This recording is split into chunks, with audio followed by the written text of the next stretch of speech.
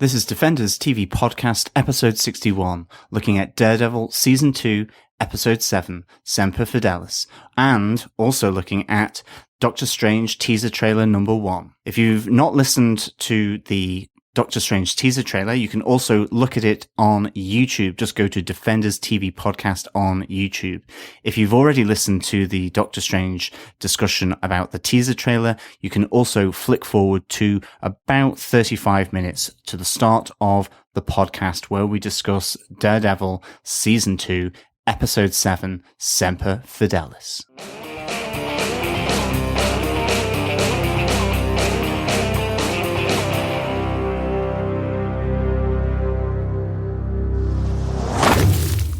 This is Defenders TV Podcast, episode 61, where we are looking at the Doctor Strange teaser trailer number 1. Oh, and of course there's another thing, and that is Daredevil Season 2, Episode 7, Semper Fidelis, Semper Fi. I am one of your hosts, John. I'm one of your other hosts, Derek. And rounding out from the astral planes of Google Hangouts, I'm Chris. We are going into the visual realm, so to speak, as we are experimenting with YouTube for this Doctor Strange teaser trailer reaction special.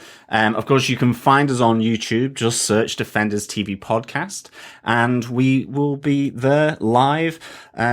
You can actually see our faces. We're normally podcasting. We're normally on the stereo realm, the 2D of this world, but we are here to do our Doctor Strange review of the trailer and reaction, I suppose.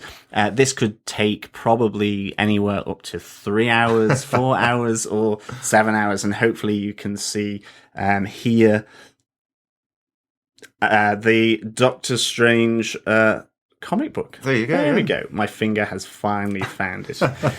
He's with Death there. He's in great company, so to speak, for this. Yeah, we thought it would be a bit special since John's the huge Doctor Strange fan and the teaser trailer was released this week. We missed out on our last podcast talking about the Doctor Strange teaser trailer, but we thought we'd give it a go talking about it on YouTube for our first little Defenders TV Podcast extra, I think. Yeah, I was away with work and I saw it there in the hotel. And wow, I mean, first off, fantastic. And I mean, like, I just loved it. I was blown away. I loved the music. I loved the fact that they introduced Doctor Strange because, you know, there is this thing. I'm a big fan, but even people who love comics maybe don't know that much about him. He is kind of normally on his astral plane. Certainly, for example, Civil War. He didn't participate in that at all, in that huge Marvel event, except for being on his astral plane. He did just sit on his astral plane the whole time, didn't he? Yeah. He said he even turned around and goes like, I'm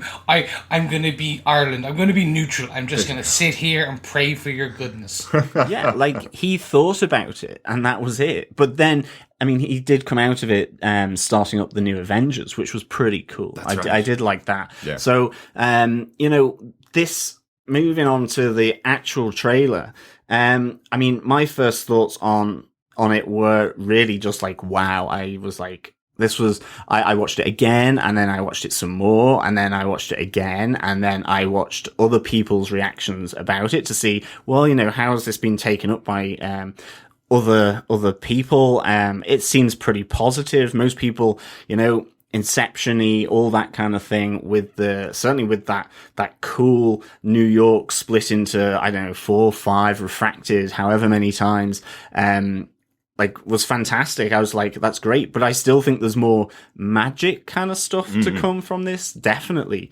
More kind of colourful psychedelic trippiness going on, which I think we'll probably see in more the actual trailer for Doctor Strange. So I can't wait for that. Yeah, absolutely.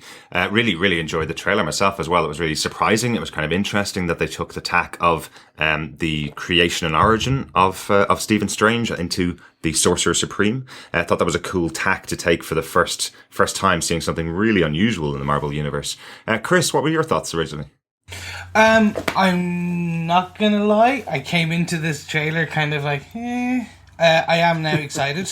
I'm sorry, no, Yay! I know John. Chris, you're excited. Right? Yeah, no, like, honestly, I've watched the animated film, I've additionally I have never read a Doctor Strange novel or graphic novel or comic, but his character being intertwined, especially with Spidey and Manhattan and stuff. I went in somewhat fledgling, knowledgeable about him. Yeah, I think like most people. Yeah, but it looks interesting.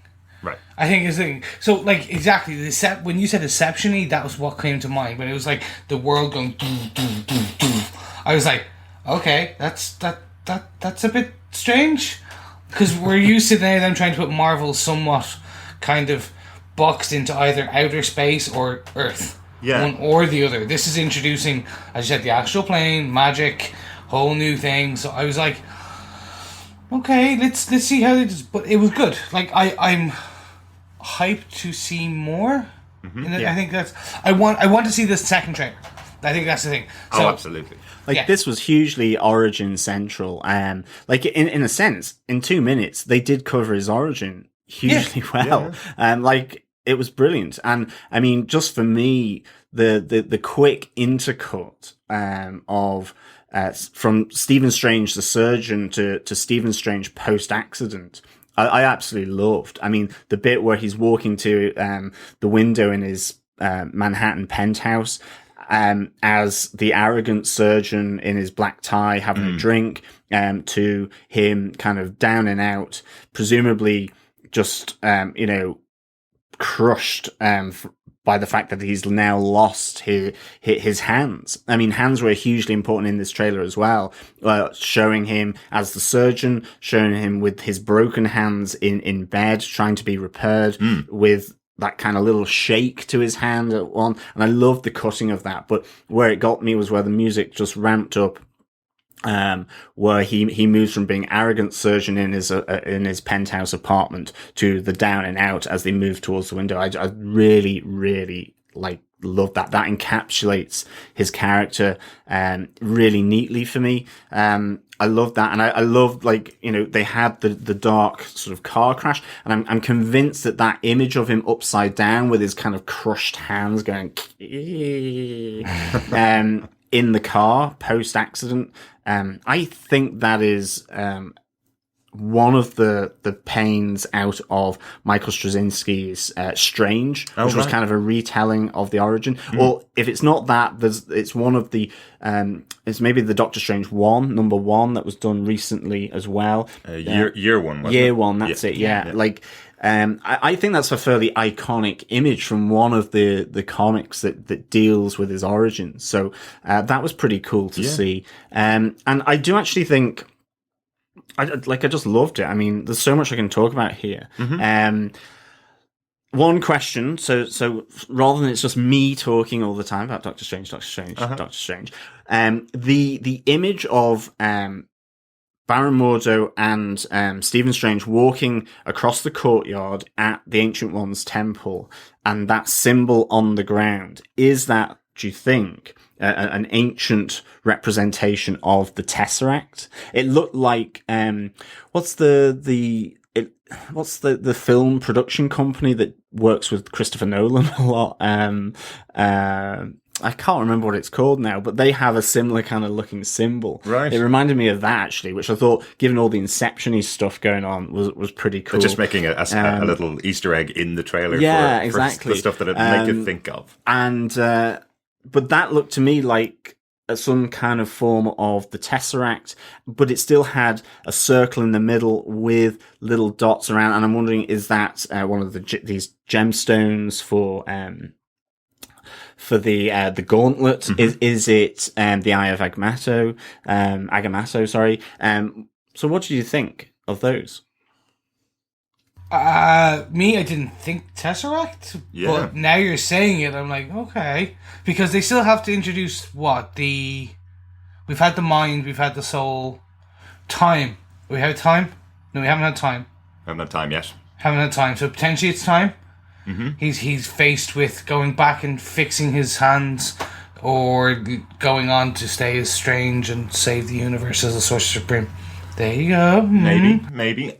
I definitely like the idea that the Ancient One knows possibly about the Tesseract and knows about all the gemstones. I like that idea. This movie does seem like it's going to take the Marvel Universe in a very different direction from the lead up to the Infinity War, I suppose. But it does show that there could be a part there for the Ancient One and for Doctor Strange. Definitely, yeah, really interesting little shot that was in there. Yeah, I like that. To me, that was a nice little symbol in there, I think, as well. In terms of that, then some of the big wow moments for me was obviously Mads Mikkelsen. Like, I love Mads Mikkelsen from Hannibal. Oh, yeah. Obviously, great Bond villain in Casino Royale, where we see his character here, moving his hands around in, a nice 70s psychedelic disco fashion to bend the reality around him. Like, that was like awesome. That was kind of our first glimpse of maybe how the reality around people gets modified by the magical powers. We see Tilda Swinton, who we do have to call her T Swints, definitely T Swints, knocking the astral soul from Stephen Strange and him seeing his hands sort of fixed before him on this other plane as well. That was absolutely incredible. I see they've gone for a creamy white rather than a blue, so that's kind of an interesting change on the astral plane. Okay. Maybe. Or maybe it's just, it will develop over time. Who knows? But as well, then obviously there's the MC Escher Inception moment. So like, awesome. Just really good way of bringing it. Like, actually, as Mads Mikkelsen moves his hands around, and it looks like he's in a church, and all the pews move around, and the stained glass windows. There's a moment where the stained glass windows come across and then move out, and it does look like there's two big red eyes there. Yeah, and there is this notion that Mads Mikkelsen, we don't know and we can't confirm who he's going to be. There's theories that he's Nightmare. There's theories that he's, he's a break-off sect from the Ancient One, who maybe is being controlled or is an agent of Dormammu. Dormammu. And maybe that he ultimately, with his eyes, could be like the mindless ones that glow red. And maybe that's why you see these two kind of red eyes in the stained glass window. Yeah. And it's probably no one, but it maybe symbolizes that or something. So that was cool.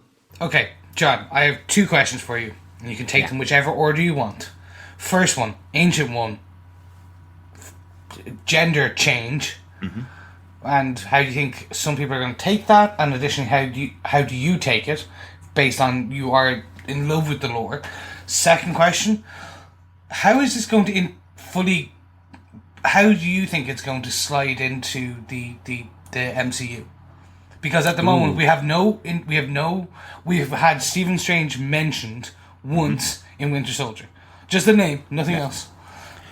We haven't fully got magic yet because we haven't seen it. We've got some things in Peggy Carter, but that's probably about it. We know that some of it's going to be connected over. But other than that, how is this going to slide? It's like, how are they going to fit this in? Okay, so I'm going to go with the second question first. Okay.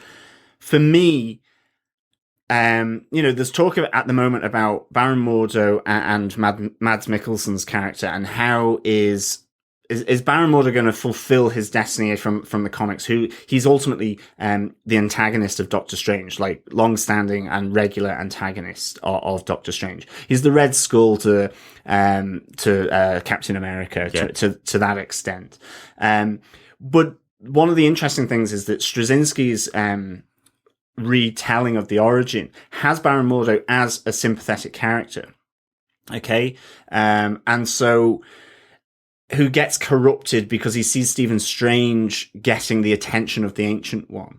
And ultimately, he kind of sells himself to Dormammu to be the antagonist, to gain these powers that he feels should be his and not Stephen Strange's. It could be that now that is replaced with Mads Mikkelsen having that. But I think the point I'm trying to say is that I think Dormammu has to be the big bad in some way. And I think he's got to be as big as Thanos. He's got to be at that background level to that extent. And maybe things like Nightmare and the Mindless Ones are all kind of, hiding his identity for the time being. But so in terms of how it links in with the MCU, it's either that Thanos and Dormammu have some kind of connection. Okay. That it's not only happening in the current world, but it's happening in the other realms and dimensions of Stephen Strange. Or maybe Dormammu becomes the bigger bad of the phase 3, phase 4, that it becomes a bigger fight that goes beyond the present day and different realms like we've seen in Thor. And it's kind of where I first thought that Stephen Strange was gonna pop up, that when they explained the different realms around Asgard, but I mean that didn't happen.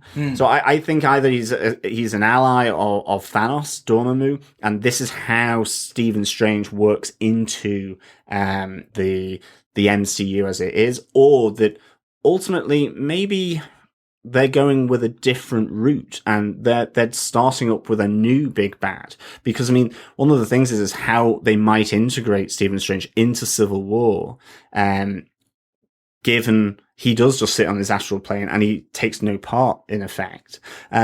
So like they would have to, if he was coming in even as post credits, that maybe post credits would best represent what actually happened in the comics, where he's just there, sat there, fighting a different kind of war. That there's different wars going on here. There's the Civil War, there's the Infinity War, and then there's the astral, interdimensional war that's happening. And these are the 3 wars that are going on in the MCU at the moment. So that's one thing that I think how it will connect in. What about Ragnarok? Ragnarok's coming.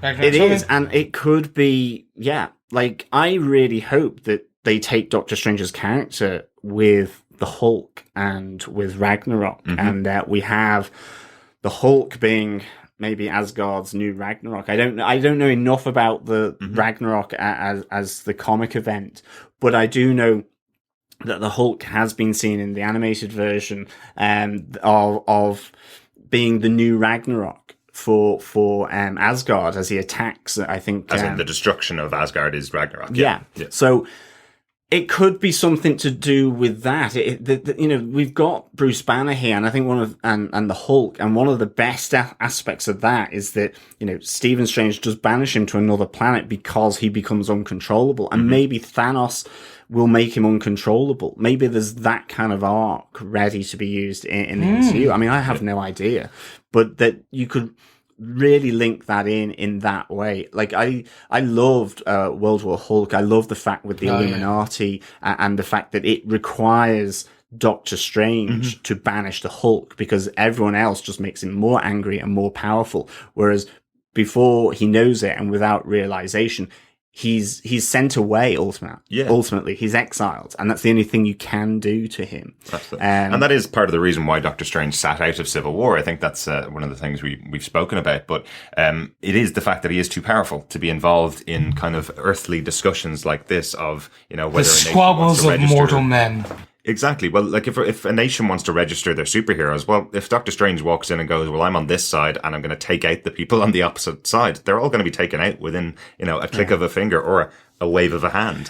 That's kind of the end of them. So as to how he's going to fit in with the MCU, just to kind of answer that point as the kind of MCU side or on the movie side, remember, he is a character that's in the New York area. He is a very grounded character at the beginning of the film. So it feels like the movie's probably going to go in kind of a 2 parts way, where you have the grounded Stephen Strange in the city, working in the hospital. Possibly we'll see an appearance of Night Nurse.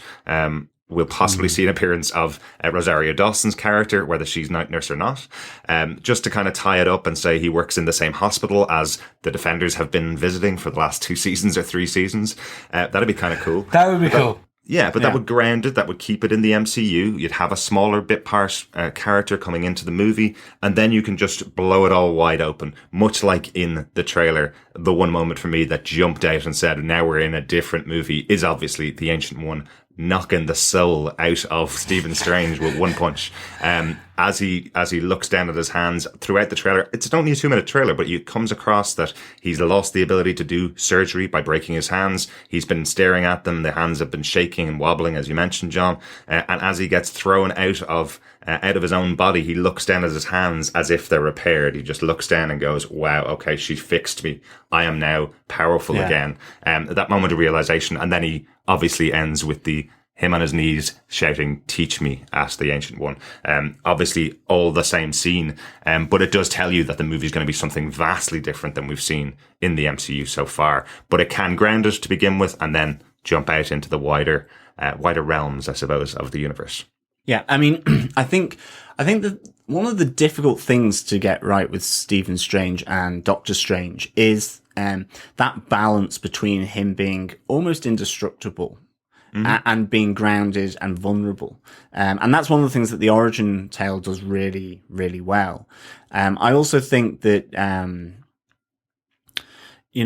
they have to be aware of that balance, because if he is almost indestructible and can't be touched by mortals and so on, then you have to really tread carefully with that as a character. Absolutely. I think you've got to have him vulnerable in the real world. And I mean, he is that when he is meditating and in the astral plane.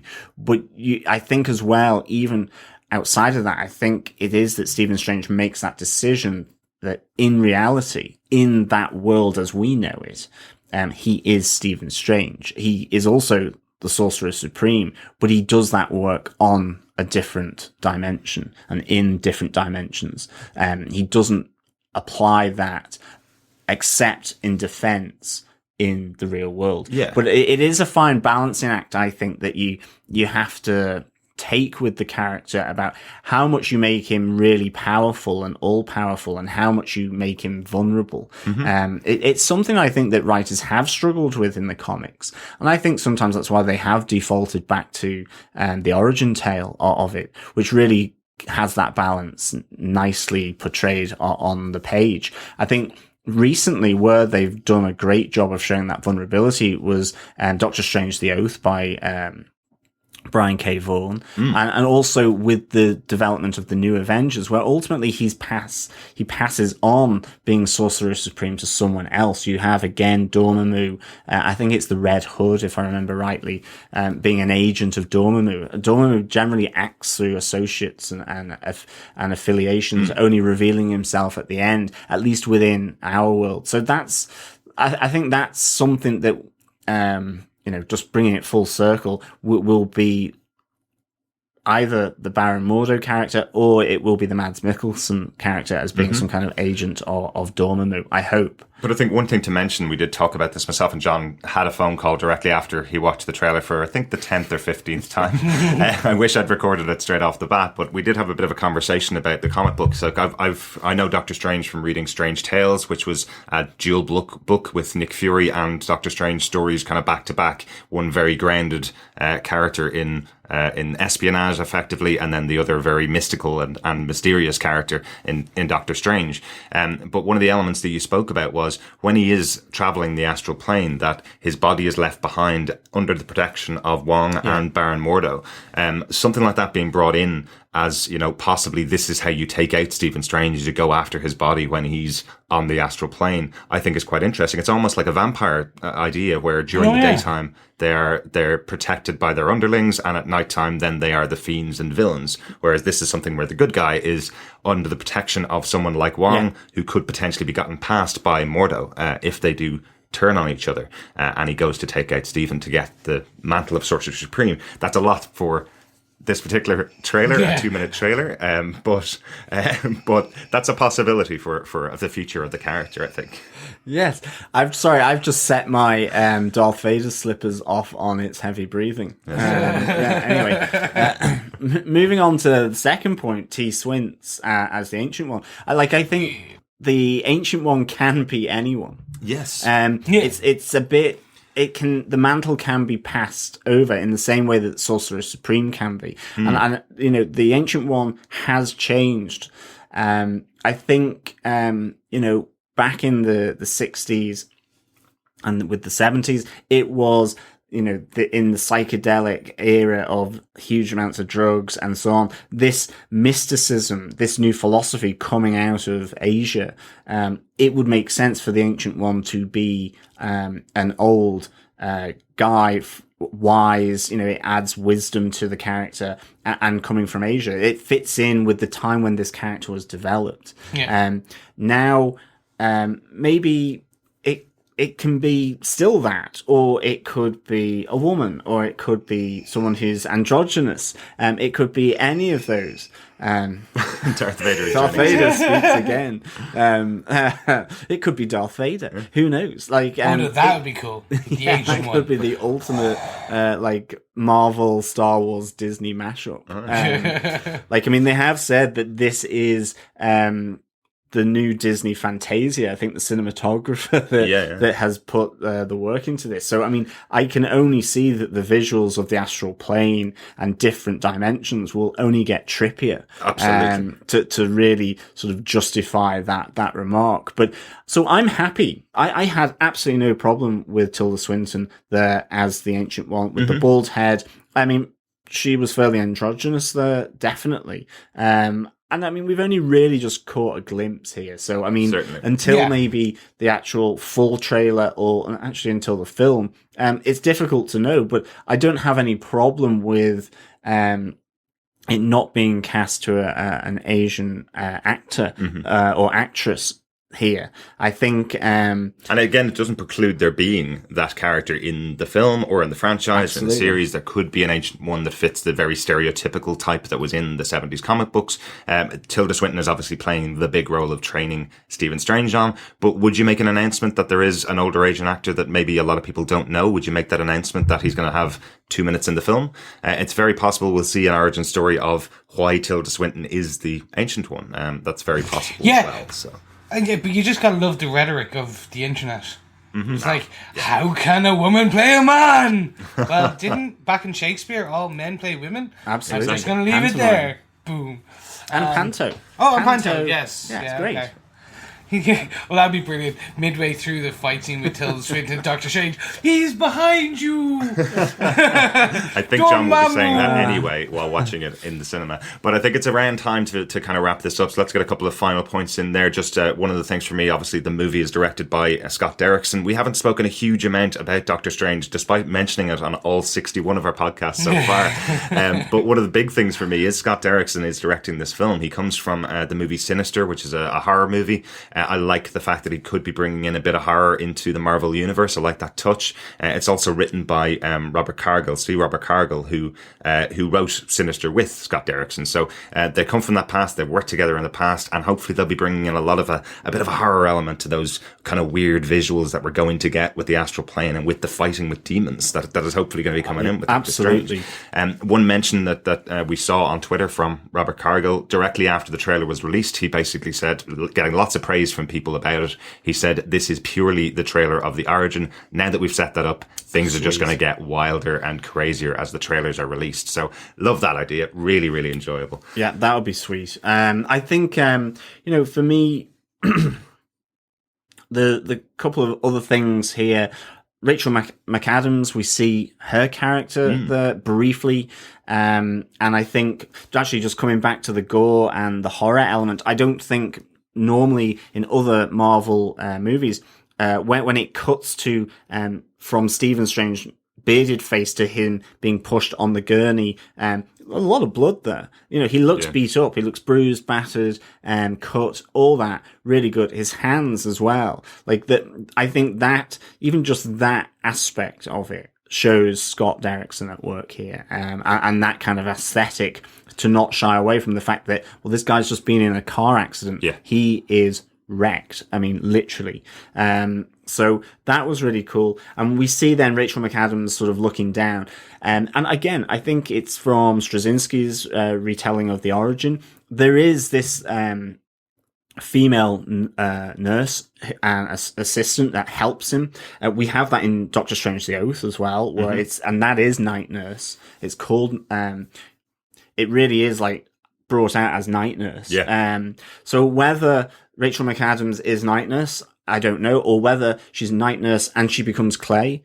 I never know how to pronounce that. That I think we will see that. And just for the listeners who may not know Doctor Strange, Clea is the lady that essentially he falls in love with. I think she is related to Dormammu. Right. There is this notion as well always that there's a fate element to Stephen Strange becoming the Sorcerer Supreme and that she's watching over him. So yes, she takes human form here, but that there is a notion that he has a destiny to fulfill here. So that Clea is Rachel McAdams' character, and in the first part of the movie, maybe she's night nurse, or just a regular associate and helper. And of course, then finally, I think to close out, we have the Seal of Vishanti and the fantastic window as Doctor Strange walks up towards it with his cloak flapping around, which was there was a really nice touch, I think, brought out from IGN. And I completely pass over me, but it makes absolute sense. You know, it's not a cape; it is a cloak, and it's the cloak of levitation, and it has its own sort of mind. So the flapping about of this cloak as he walks up the stairs, you know, he's indoors. There is no wind here, that unless that he could be window is open. Or maybe he's just let off. He's had a lot of beams. He's walking up the stairs. That the cloak is shifting around way too much for indoors, so that actually the cloak is just responding as it would to its environment, to the Sorcerer Supreme. So that was a really great and it's moving about on its own, spot, actually, I thought. Okay. Good catch. Chris, any final thoughts on the Doctor Strange trailer? I'm anxious and yet also intently curious. Excellent. There you go. That's it. I got it in 3 words. I like it. And with a 2-minute trailer, that's kind of all they want to do. Listeners, as you can probably tell, we could sit here for the entire day talking about just this 2-minute teaser. It's led into so much. Really excited about that. But we won't. What we will probably do as we're coming into Doctor Strange, myself and John were talking about it last night, we will probably actually cover the 1978 Doctor Strange film, the animated Doctor Strange film, and obviously the release of Doctor Strange, because everything leads to Doctor Strange. Really. It does. All things lead to Doctor Strange, including YouTube now, where you can find us talking about Doctor Strange. Just search Defenders TV Podcast on YouTube, and you can find our YouTube feed here. As I say, this is a bit of an experiment for us. We haven't done vodcasting before, so we thought we'd give it a go, see how it works. And this one was supposed to be about 4 minutes. It was supposed to be about 4 minutes. It's now coming up to around half an hour. But we will cover the rest of Daredevil Season 2, Episode 7, Semper Fidelis, on the stereo realm, I suppose. We'll be moving back to the world of podcasting rather than vodcasting for this. But remember, you can find our podcast at defenderstvpodcast.com/iTunes or any other good or strange podcast catcher, such as Podcast Addict, Player FM, or Beyond Pod. Absolutely, and we are also releasing the episodes now up on YouTube. You can listen to them while there aren't any huge moving images throughout those podcasts. You will see the episodes when they're released. Every week, usually on a Thursday, we release our full review of a Daredevil episode. And if you want to get in contact with us, make sure you follow us over on Twitter at DefendersCast. You can follow us on Google+, where you can see these videos as well. Just search for Defenders TV Podcast. And if you want to send us some feedback, just pop it in by email to feedback@Defenders TV Podcast. And finally, you can come and join us on our group over on Facebook. Just go to facebook.com/groups/Defenders TV Podcast. Now I think it's on with the podcast. Yeah. Thanks for joining us for All Things Strange. And now listen to us later. Come on. I'm expecting you to follow. Come on. All right. Over to our podcast. Bye. Bye. So that's about enough of the astral plane. I think it's time to get back into our discussion of Daredevil Season 2, Episode 7, Semper Fidelis. Yeah, there's never enough astral plane. Of course. Of course. So this episode of Daredevil, will start off the usual way, was directed by Ken Garotti. He directed the episode In the Blood from season 1, season 1, episode 4, I believe. He's also directed episodes of Rescue Me, episodes of Vikings, and episodes of Orphan Black. This episode was written by Luke Caltrow, who wrote World on Fire and has been executive story editor for the season this year, so quite heavily involved in all of the episodes that we've seen so far. John, do you want to tell us what they gave us with your synopsis of this episode? Sure. Frank Castle's divisive trial begins in New York as Nelson and Murdoch, attorneys at law, take on the District Attorney Samantha Reyes and Assistant District Attorney Blake Tower. However, their client refuses to play along with their legal strategy to cite post-traumatic stress disorder, PTSD, as a mitigating factor. As Foggy and Karen develop a new defense strategy to destabilize the DA's arguments, they hit on inconsistencies in the medical examiner's report on the deaths of Frank Castle's family, as Castle indicates that the report has been doctored. All the while, Matt neglects his work on Castle's case to continue moonlighting with Natchius as they investigate the Yakuza's activities in New York. At a railway yard, Elektra is wounded by the Yakuza as her and Daredevil investigate train cars full of dirt. After all the nighttime activity, however, Matt is late to make his opening statement at Castle's trial, and a reluctant Nelson is forced to take over for him.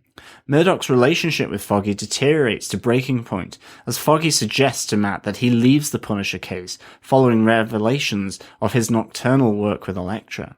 As Murdoch struggles to balance his dual identities, Daredevil and Natchius follow up on a lead to an abandoned warehouse where they make an unexpected and very dark discovery. Of course, that dark discovery being a big black hole. Absolutely. Yeah. As I said in my brief comment on this episode over in our Facebook group, the underground of New York has now opened up for the Yakuza, and it's almost to the center of the earth by the non-sound of things by the end of this episode. Yeah, absolutely. It's still traveling, the thing thrown off the top by Matt. Absolutely. I think for most Netflix viewers, it took about 15 seconds for that to land, didn't it? So you would have probably watched on to the next episode. But listeners, as you know, the way we cover our episodes is we watch the episode as many times as we want to, we podcast about it, and then and only then can we go on to the next episode. So this was a nice little hanging trailer, I suppose, for the next episode, and really exciting to see what's going to happen coming up. Again, if this is your first time joining us, if you've just watched our coverage of Doctor Strange over on YouTube and have joined us for the first time on our podcast, the way we cover our episodes is we discuss our top 5 points of the episode, some good, some bad, and then hopefully by covering all of those, we'll talk about the full episode and get all of our discussion points in. Chris, do you want to kick us off with your first point about this episode? Yeah, what I wanted to talk about was like the idea of Matt's life being thrown out of balance by Elektra is getting really emphasized at this one. Like she causes him to completely botch his presence at the Punisher trial, and it's left down to Foggy and kind of Karen. And I think I briefly mentioned in the last episode kind of this fact where we're going to start seeing more and more, which is a usual piece in comics where we have a double life, and this double life is starting to fray. He's basically screwing up his time and his responsibilities on both sides, just to basically look at this big black hole. It's very vague, like going into working with Elektra for this vague thing, and so far all of this vague thing we've seen is a decrypted ledger that led to a train car full of dirt, and then a hole, and I'm like, okay, like I'm getting like hints of parts of Shadowland, which was a story kind of back in about 3-4 years ago in Daredevil, where the Hand built a fortress in Hell's Kitchen to try and raise a demon. So potentially what this is that like they're building, I don't know if they'll go down the full demony kind of route for the thing, but they probably could be that the Yakuza and the Hand are building, like this is why they're funneling dirt, they want to have their temple in Hell's Kitchen.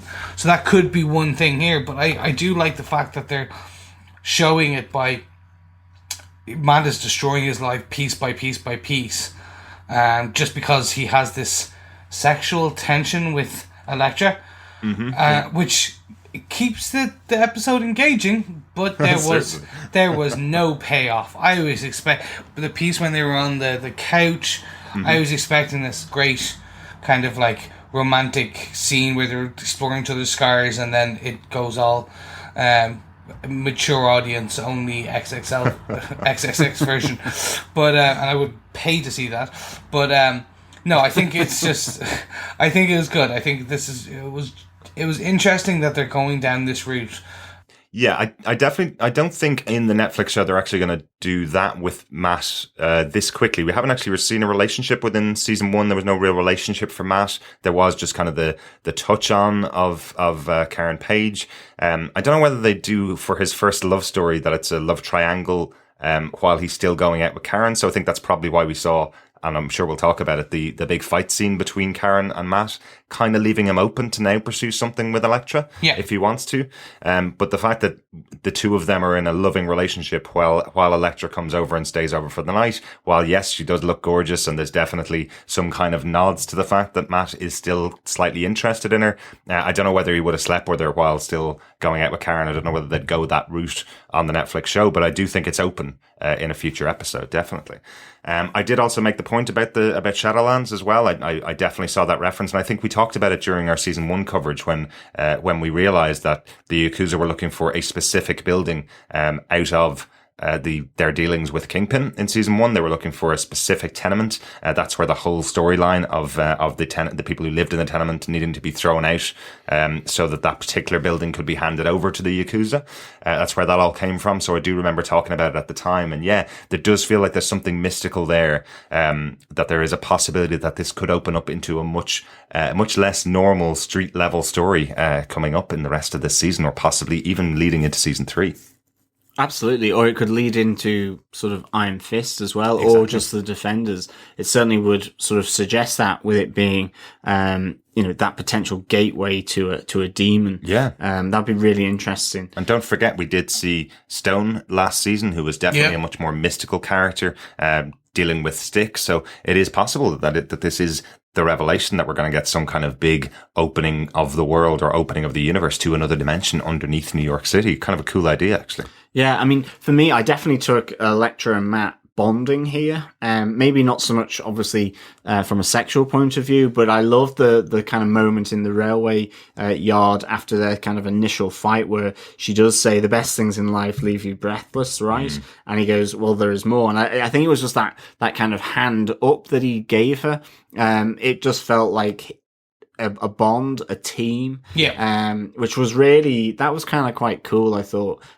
It took it away from being a romantic relationship, or even just a purely physical one, and that it was this, both of them being a team. I think, though, it also set in context the conversation on the sofa, where she basically says, you deserve better. I mean, it makes it really foggy, what she is about, because she knows about Nobu, and her father's finances are deep in Roxxon. Mm-hmm. We do know that there is the potential for her to be bad and be connected with the Hand and all of this. So is she in that moment? Is she trying to escape? Is there other things going on here?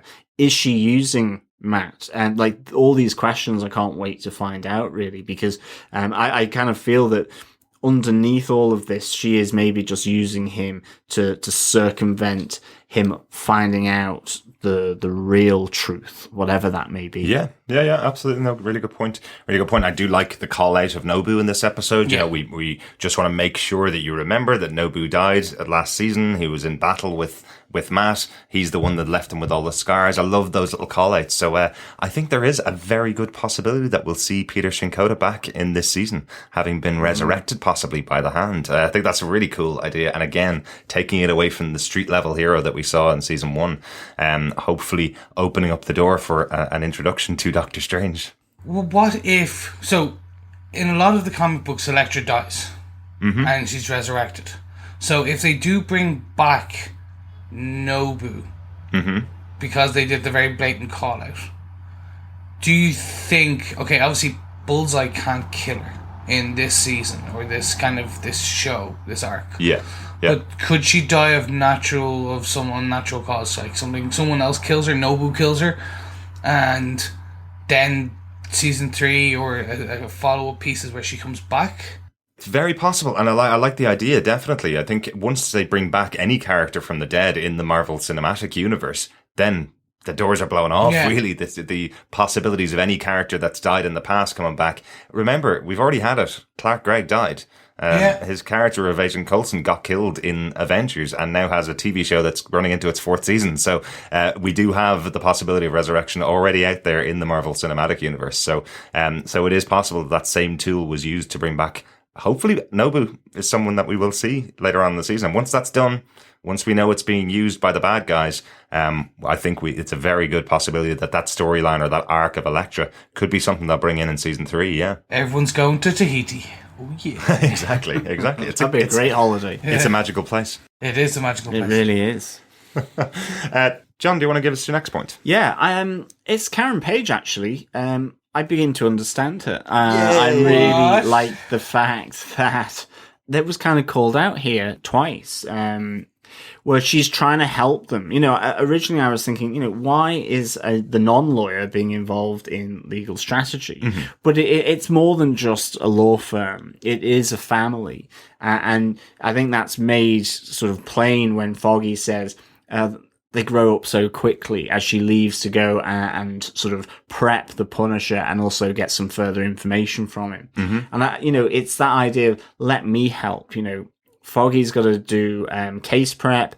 Matt's working on the opening statements. And, she really does want to help out and they allow her. I think it's when she's gone off on her own thing against the advice of Matt and Foggy, I'm kind of going, what's her motive here? Is it extra to the story? Has she got her own personal motive, or is it connected with Foggy and Matt's motives for doing this? And I think it is ultimately she's trying to help, and she's led them to a number of different points and bits of information that have really helped them in the case, and she does so again. And I like the touch later on then where Matt goes, well, have you ever thought about training to be a lawyer, to go to law school and to really hone these skills? Because it's like he sees a bit of magic there to that she has, an aptitude for this. Certainly, so I kind of really like this. It kind of answered a bit my question from the previous episode, which was, why is Karen doing this? What's it about? And it is about helping ultimately. And maybe I could have worked that out much sooner, but it was a bit detached. And I think here we had the link up where it was expressed, directly between the three of them. And I really like this. I started to feel that, they are working for a common goal. It's not just, Karen going off and doing her own thing, which I think she did in season 1. Mm-hmm. It felt destructive, as you can listen back to our podcasts on that. But this for me was a nice little moment for Karen to really sort of set her actual motives. And I think in particular, it's that conversation with Karen and Foggy where she really just says, stop thinking like a lawyer in this case and start thinking about a human being. Frank Castle, he is reliving the murder of his wife and his 2 children again and again, day in, day out. This is not something that has happened to him. It's something that is happening. And he's not insane. All these different pleas of insanity, of PTSD, all of these things. She goes, it's not about that. The truth is that he is trying to take down people who are bad. It is purely that. And he doesn't want to hide from it. And this is the reason, if you step back into his point of view for a moment, he is reliving this day in, day out. It's not gone away. It's still there. And this is his coping mechanism. And I thought that was a really good perspective, certainly, to bring to the show and to Foggy. Yeah, certainly. I have to say this is possibly my favourite scene of Karen Page's this season. I think Deborah Ann Wall plays the part so well. I think you can totally see in her mind when she's relaying what her opinion about how Frank Castle lives his day-to-day life. When she's relaying that, you can really see that thought process that's going on. You can really see her totally impassioned by it, and it really justifies that further conversation that's had later on in the episode, which is another one of my points. Which I'll talk about now, which is the conversation with Matt, where they're on opposing sides. I think that is a fantastic scene. We talked about it on Facebook, actually, on the Facebook group over at facebook.com/groups/Defenders TV podcast. We did talk about it with one of the listeners, Ronaldo. The particular scene itself starts out as just a normal night in, sitting there, a couple of glasses of wine, some Thai food in, as they talk about their opposing sides of the case. All seems absolutely fine. And then, unfortunately, Karen challenges Daredevil, even though she's talking to Matt. I know that sounds a bit weird, but she starts challenging the ethos behind Daredevil. He does believe himself, first and foremost, to be a Catholic, second, to be a lawyer, and then third, to be a defender. And she's attacking his approach by saying that she sides with Frank Castle in his willingness to choose who lives and dies effectively within the city. What happens if the law fails us? Who do we turn to then? And obviously Matt's kind of going, well, then you turn to God for justice, because that's the next logical step. You turn to God, you pray, and hopefully justice will come for those people that have wronged you. That's not what she wants to hear. She firmly believes if the law's not on your side and has treated you badly, well, then you can't trust the law. I don't believe in God. Therefore, I will trust someone like a vigilante to choose those bad people who should get killed. This is totally opposing what Matt's beliefs are. And I think it's a fascinating little study of that concept, that very firmly Matt is saying to her, I am a believer in religion. I do not believe that anybody has the right above God. He even says at one point, God is the only person that has the right to choose who lives and dies, maybe a jury occasionally, because again, he's a lawyer, which means that he does believe that in some cases the death penalty exists. So a nice little interesting juxtaposition of the two views. Yeah, and then I think additionally, 2 points on that. One, first season was all about Daredevil or Matt kind of setting up what his view on vigilantism was. Mm-hmm. And this season so far has been people coming at odds with his views. Yes. So it's absolutely. And the one thing I do love is the thought-provoking kind of very much dialogue between them on this morality kind of idea. But with Daredevil and Elektra, they're willing to go completely against his morality without hesitation. Elektra and Punisher, excuse me. And he has to deal with it. That's what that really is. And I think he was okay with those two characters kind of being in contact with him but having a completely different view, because Elektra's going to be leaving. He's getting her out of the city once he's finished dealing with her, and Punisher will be punished. Mm-hmm. But now with Karen, her character's changing more, because we obviously, what she's alluding to her shady past, and then in season 1 she flat out killed someone, and that was so we're seeing the birth of a character's morality and motive. Absolutely. And you've just brought up a great point, Chris. Does Matt know that she killed Wesley? No. That she took out her revenge on him kidnapping her by shooting him to death? I don't think so. So that is actually a really good point. She did punish someone. She did take the I suppose the path of Frank Castle by killing Wesley in the first season. Absolutely. And she does say in that conversation with Matt on the couch, she goes, whether it's right or wrong, it works. Yes. And that's direct experience for her, definitely, where Wesley is no longer an issue for her, or his goons that he sends out to harass her, to try and kill her, because he's dead, he's gone, in the same way that Kingpin is gone. And I mean, that does startle Matt, absolutely. He says, you don't believe that. And she kind of does correct it slightly to say, I don't believe he has the right to do it. Yes. But maybe push come to shove, and it has to be done for some reason. If he's under threat, then it works, And that's the thing. It's quite utilitarian of her to say, it works. What he's doing works, whether it's right or wrong. And, it's almost been put on the moral and ethical sort of Humpty Dumpty on the brick wall kind of thing, where, she's sat in the middle. Yeah. Whereas Matt is taking this moral stance because of his religion. Yeah, absolutely. Oh, I've thought of an amazing ending. So basically, what they're going to do is they're going to set it up that Matt's there, and the big bad, whoever ends up being the real big bad of this season, being the person turns to him and kind of says like, you have to kill me. I am going to continuously destroy everything you love if you put me in jail. Oh my God, what if it's Vincent D'Onofrio?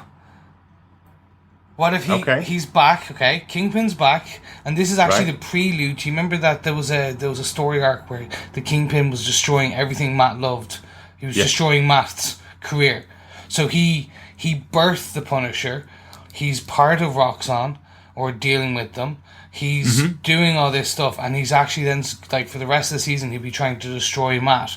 And then it's like Matt's decision is, do I take Punisher's way out and just kill him and stop him being bad forever? Or do I take my way where he'll end up back in jail and he'll be able to do this again? And then we'll have that moral conundrum where you'll see his the strain and all that. And I think Charlie Cox would be a good actor to portray that kind of what the hell do I do? Absolutely. And I know we did see it with, obviously, Frank Castle did make the same kind of ultimatum to Matt when he had him tied up on the roof of the building. He made the same ultimatum to him: if you don't kill me, if you do not kill me, I will shoot this guy. I will kill Grotto. The exact same ultimatum was made to him, and Matt found a way out of that. But yes, if he's put in the position again and have had a thought about it and potentially been defending Frank Castle for a couple of weeks, it'll be quite interesting to see if he makes a different decision next time. So it could also be the Punisher. That could be the other choice. The Punisher gets out of jail because of what Matt and Karen are doing. Matt, Karen and Foggy, not to put Foggy out of it, since he's the actual lead investigator, but because of what they do, potentially Frank Castle gets back out in the streets, and then that choice is back on the table for Matt again. But really interesting thought. Maybe we will see Vincent D'Onofrio back. Yeah, maybe. Or maybe it's the Punisher. I mean, certainly there's the connection there. And I mean, that thought actually crossed my mind for a nanosecond because of the tie back to the fact that the Kingpin buys this property for the Yakuza. This is the first kind of link back, that tenement building bought by the Kingpin for his associates. This is the first tie back to that now, really. First big one, yeah. And it's kind of going, okay, so is it, there's Madame Gao as well, potentially, that could be involved here. She waltzed off far away from New York at the last towards the end of the last season. Yes, much further away than Asia. Yeah. Maybe she can really come back here. We're pretty sure that Nobu's going to turn back up here. So maybe we get the Kingpin turned back up as well. That he's some kind of nefarious string pulling from prison. Yeah. And hopefully we get Zombie Wesley. Pretty awesome. Let's take us away from Zombie Wesley. Chris, what's your next point? I want to talk about Foggy. You want to sing about Foggy? Yeah, I'll sing about Foggy for like 5 minutes. No, he's yet to do anything really wrong in this series. If anything, they're building him up past a sidekick character. He's becoming the central character in Nelson and Murdoch. It's going to be... It probably would have been at one point Murdoch and Nelson, and now it is Nelson and Murdoch, because he is leading the charge. Yeah, there's definitely always been a reason why his name came first on that plaque. Yeah. But like, if they had kept the character as it was in season 1, he wouldn't have had the depth that you would be able to apply into him as of this character or this season. It's like he still has that kind of comedic edge to him, but then when he kind of was in court and he was bumbling, and then he puts the notes down, and then you see that what Nelson can be. It was really, really good.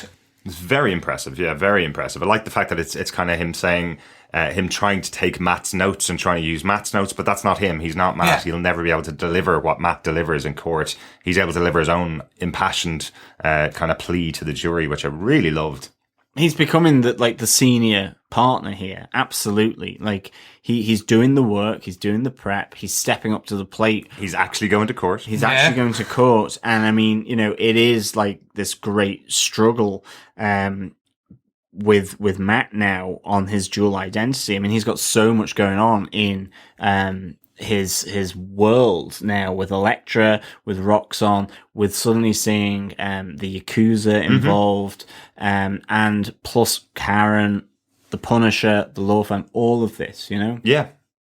No, completely. And I'm just wondering, like, that scene in the bathroom when it's just him and Matt, it was just so good, because it just raised it, like, because if anything, you side with Foggy. Certainly. Like, you don't side at all with the main protagonist of this show. You're going, no, the main protagonist is acting like an ass, and you want to help. He should be helping his fellow man, blah blah blah. He is the guy who wanted to put Punisher in court. He's the one who did all this, and yet he's not around. And I just think it's. I'm wondering if this is now the part where Foggy breaks almost with Matt.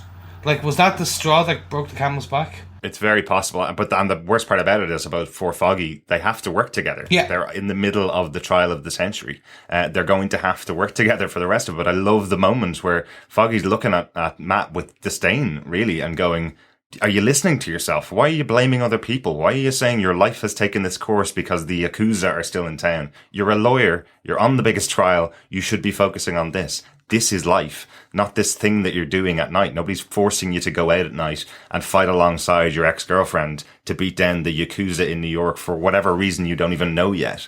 You need to get into court and do the trial that you set up. I love that moment. Really good. Completely. Yeah, I mean, it kind of leads me into my point, which is the breakdown or the fallout of between Matt and Foggy here. That scene in the bathroom, it's just like phenomenal. And I mean, I love the fact that Foggy just cuts through it all. Matt really is he is lying. He's making excuses. And it's like, stop pretending that things just happen to you. You're the problem. You've messed up and missed the strategy, the witness prep, being in court, and, I can't rely on you. I mean, that's a damning indictment, really. And poor little avocados at law are split in half, and the stone's been taken out. Being made into lovely guacamole to be eaten by Madame Gao and Nobu and whoever else is auspiciously hanging over them. I just loved it. And I mean, even just the fact that, Karen has been asking questions as well. It leaks into the relationship of Karen and Matt as well, because she has been asking him, where's Matt? What's he doing? And Foggy's obviously keeping his secret safe. And here, Foggy storms out of the bathroom. Matt essentially tries to really just gloss over it with Karen, and she's like not having any of it anymore. She's kind of going, hang on, don't treat me as though I'm not here or I'm not part of this law firm. Something's been up for a while now, and you need to tell me what it is. So it's not just with Matt and Foggy, but it's Matt and Karen's now, all being kind of slowly but surely just fracturing, and the tensions becoming way too much. And is it internal divisions, or is it the work of an unseen hand? Is it Elektra? Because I mean, ultimately her actions blow open this case to cause that fallout. Absolutely. Is she the daisy cutter that's been dropped into the middle of this trio to just absolutely shred everything? Yeah. I love that she just has no understanding of Matt's real life. I love that Elektra really doesn't care what the heck is going on. Says, he's there studying for his prep for, again, the trial of the century. And she's overhearing it all and going, "Oh yeah, I didn't realize that you're pairing red wine with Thai food was so exciting." She completely ignores the fact that he's doing a case and wants to get back to the Yakuza thing. I love this about Elektra. She is totally a bomb ready to go off at any second to break up this trio. Really, really good. Really good. So I'm talking about the trial of the century. That does lead me on to my next point. We're currently watching another TV show at the moment, which is the trial of O.J. Simpson. I don't know whether you're watching that as well, Chris. No. There's some really good things that are going on, some really good parallels between that and this trial. I really liked some of the stuff that were in there. The episode itself opens with what I thought was an excellent choice by the director, Ken Garotti, where you've got 5 or 6 members of the jury all saying their opinions about Frank Castle. Oh, yeah. Which is really difficult in jury selection. The whole point of jury selection is you're supposed to find 12 people, good and true, who are your peers but know nothing about you before the case, so they don't come in with any kind of prejudice. The way this whole piece is set up, you've got 6 people who have an opinion on what Frank Castle has done, regardless of whether they're going to be chosen for the jury or not. They say that they went through 400 different people. And I love how it's spliced together, where you've got people saying completely opposing thoughts, yet finishing each other's sentences. I thought that was really well written and really well put together. But then you've also got the actual approach that's being taken by Karen and by Matt and Foggy, and when they take it to the Punisher, to Frank. I love this scene where they're starting off with the insanity plea, and Karen says, "No, absolutely not. He's not insane." The response from Foggy being, "Well, he's at least driven past Crazy Town, if he's not insane." Really good. And then they go with the other tack, which is PTSD, which seems to be something that you hear about a lot in these kinds of trials, where you hear that some former vet had post-traumatic stress disorder, and that's led them to go on a murdering spree when they've come back to the homeland, whatever country they've come from. And I love that Frank instantly shuts that idea down. Yeah. Just instantly goes, that would not be fair to the people that genuinely suffer from PTSD to say that that's what's caused me to do this. It's not. The battlefield was fine for me. I had no problems there. I carried out my job.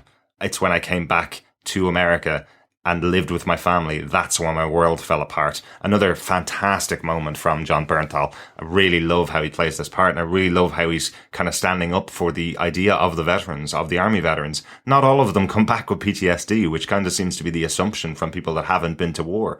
That war is so bad, you will come back and tear apart your local community the minute you get back. I love that Frank is standing up for that idea, that we were an army, we did what we needed to do for our country, and then I came back from that and my world was destroyed.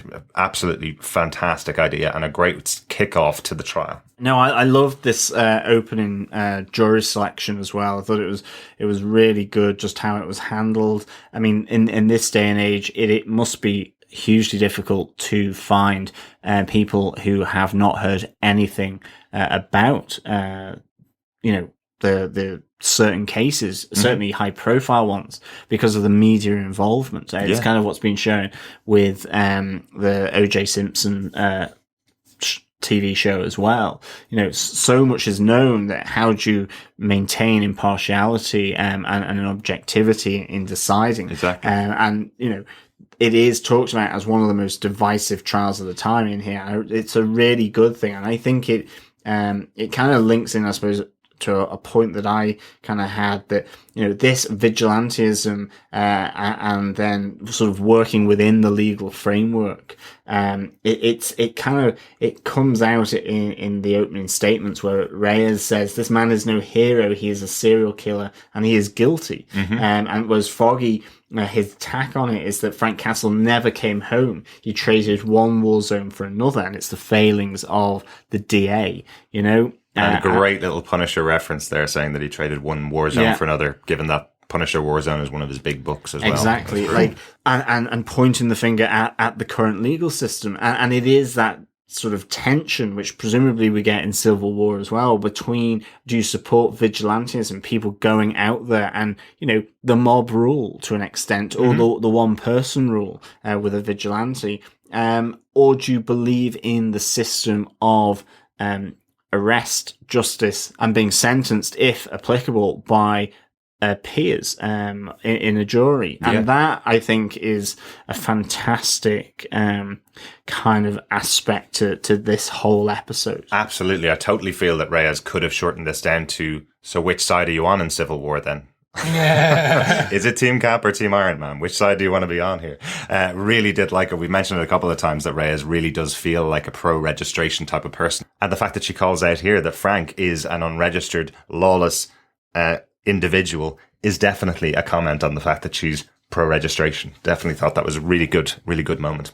Exactly. And I sometimes wonder whether, given the context of this show coming out, whether it speaks to some of the tensions within, say, North America, the USA at the moment with regards to gun control, this idea of militia, things like the US Constitution and the right to bear arms, and whether, you see that vigilantism maybe is acceptable in some quarters of society because you have the right to defend your property yourself, and if someone gets in the way, to fire. It's kind of what Frank's about. Is Frank Castle this representing the USA? Certainly. America. You have that great image of him being pulled into court with the stars and stripes behind him whilst he's in his oranges. Really good. Orange is the new Punisher. And it's just like really, really good because I think it speaks wider than Daredevil. I think more to things happening in society in general, and also maybe with in particular for the US as well. Yeah, I think I'd always kind of considered the Punisher as a bit of an allegory for America, especially as seen from a foreign country. It's very much, well, you can get access to weapons. You can take revenge on whoever you think you need to take revenge on.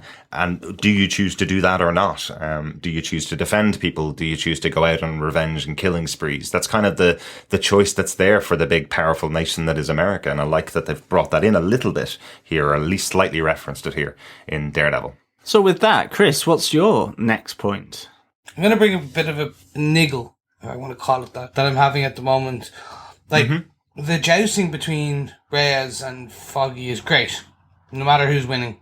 The one problem I have is this court case is completely unwinnable, if you know what I mean. Like, so the death penalty's been thrown out, as far as I'm aware. So far, it's been thrown out. And it has, because it's not being tried in Delaware. I think it was. There was the whole Dogs of Hell murders that happened outside of New York, and that if they could have gotten an extradition to Delaware, I think it was Delaware, that they would be able to ask for the death penalty. Yeah. That's correct. Because of their state laws, So death penalty's out. So now we're just talking life in jail. Yes, so effectively, Nelson and Murdoch have won their first point. That's all they were trying to do to begin with, wasn't it? To stop Frank going for the death penalty, Now, they can't get him off the charges because he was not going to plead insanity or PTSD. So, what are they trying to do again? Like, that is effectively it. They're trying to win that part of the case. They were trying to ensure that he didn't get the death penalty, which he would have been absolutely guaranteed if left unchecked and left to the public defender, as we saw in the last episode. So at the moment now, all they have to do is present a defense for him. So hopefully he doesn't get maximum life in prison or 12 life sentences, anything like that. They have to just provide a defense, because every person that goes into court must have a defense. I don't know whether they feel there is going to be any way of winning the case at all, but I think they need to have a form of defense for Frank Castle. Yeah, so originally it was the plea bargain was with the DA office, whereby, if he pleaded guilty, essentially he would just get one life sentence with, I think it was the possibility of parole at some point. And up till then, it was going to be like 4 life sentences with no possibility of parole. Obviously, he said not guilty. So now with the trial brought forward, speeded up, I suppose really what we've found is that they're scrabbling. So they're going, well, it's insanity. And then they kind of go, well, Karen says he's not. And secondly, I think Matt talks about a 12% sort of success rate for that kind of plea in New York. Mm-hmm. So then they're going for the PTSD, and it's all simply to chip away at the life sentence, I think, that is fully going to come on him, like be judged against him for what he's done. And I think ultimately he doesn't want that. And so I think they've just decided to ultimately tell it how it is, and maybe get some kind of notion that he'll get parole, try and put it in a way so that, okay, he might get life sentencing, but he will get parole, or he won't be put into general pop. That's what I thought. That's the bit I thought they were trying to do now, and that's what I was like, the only bit that they don't want him in general pop. And I was like, okay. Because it's just, the stakes of this are kind of illusionary. They've kind of been lost. Yeah, exactly. Yeah. Like, for me, it's like, okay, well, if they could turn around the case of the century in a week, well, not them, but the DA, pretty sure dispensation for death penalty is probably somewhere up there as well. Like, we're not talking, it's not really Manhattan. So they could write it that, well, no, the judge thinks that a special dispensation has to be made and they're going to kill him. Like, that's more of a stake. No, well, now I think they're going to be pretty real about this, and there is no death penalty within the New York area at all. So they're not trying the case in an area where the death penalty exists. So he cannot get the death penalty if the case continues. Now, there is one option that they may use, which is mentioned a couple of times in this episode, which is if the case is turned into a mistrial, for any of the reasons that were in this episode. For example, they had to go through 400 different jurors in the city of New York to find some people that could reasonably give him a fair enough trial. If that is found that he can't get a fair enough trial, the case could be thrown out and retried, possibly in another state that does have the death penalty, where there will be more people available that may be able to give him a fair trial, I suppose, would be a way of doing it. If Reyes is no longer trying the case as the DA in New York, again, it could take place in another state, possibly. But I think at the moment that's off the table, and I do think, to John's point, I think the element here is just trying to give him as fair a trial as possible. The way I saw it was when Foggy gave his speech, he was almost saying that Frank doesn't have PTSD because of being in the war. He has PTSD at home in the US because of what happened to his family. That is traumatic enough to have led him onto this. And then the added layer of nobody in the police force, nobody in the DA's area, and the medical examiner changing the reports on his wife and children's murders, all of those added together to him feeling like he has no way out other than to go after these guys on his own. So he is trying to provide some form of justification for what Frank did, which I think is probably the only option they have here. Yeah, no, and I get that, and I kind of agree with your points. It's just the stakes are low. Mm-hmm. Like, we're talking about a universe with ninjas. We're talking about a universe where a man dresses up as a devil and runs around Hell's Kitchen.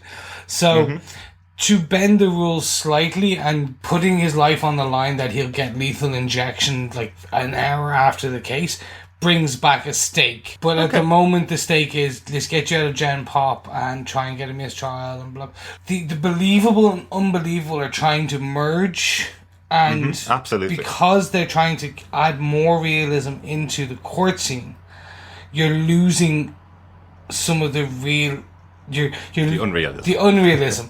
And then as you put more unrealism into the nighttime stuff, you're losing a lot of the realism. So there's just a bit of a jar in that court bit for me in terms of the stakes, the tension for me is just not there. Now, I think I know what you mean. Yeah. I definitely think I know what you mean. It's kind of really, to some extent, this case now is procedural. Yes. Because unless, yes, they win the case, then that turns law enforcement and the rule of law completely upside down. Absolutely. On its head. And we're not really at the House of M stage yet, where, humans no longer kind of matter type of thing. So, it is. Ultimately, it's procedural. And I think maybe the issue here now is about how lawyers actually do their work. Maybe that, okay, what's the point in trying to plead insanity when he's not insane? What's the point in pleading PTSD when he doesn't want that? Mm-hmm. He just essentially wants them to tell the truth. Maybe that will resonate to the point, where he gets a reduced sentence or isn't in general pop. And I think that's all it is. But he will be judged and he will get imprisonment. He has to. Yeah. And that's only right for the show. Again, this guy has murdered 70 people. Yeah. There's no disputing that. They're not even denying it when they're talking to the jury.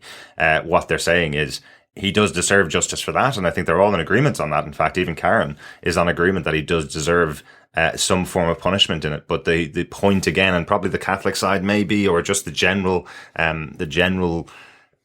legal side of it is, well, if he's alive, he's alive. And that means that he can make a change in his life and he can be released in future if he's been rehabilitated after this whole thing that's happened to his family. Maybe he can go and have some sessions with a psychiatrist to deal with those issues and come back out as a better man. Whereas if you put him on death watch, or you put him into the death penalty stage, well, that's it. You've lost your opportunity with this human being who had something absolutely atrocious happen to him, and that's it. He's done. So another great discussion here on the show about some of the really impactful things that can happen when you have the death penalty out there. Yeah, like I think the court case now is really driving the tension between this trio of Karen, Matt, and Foggy.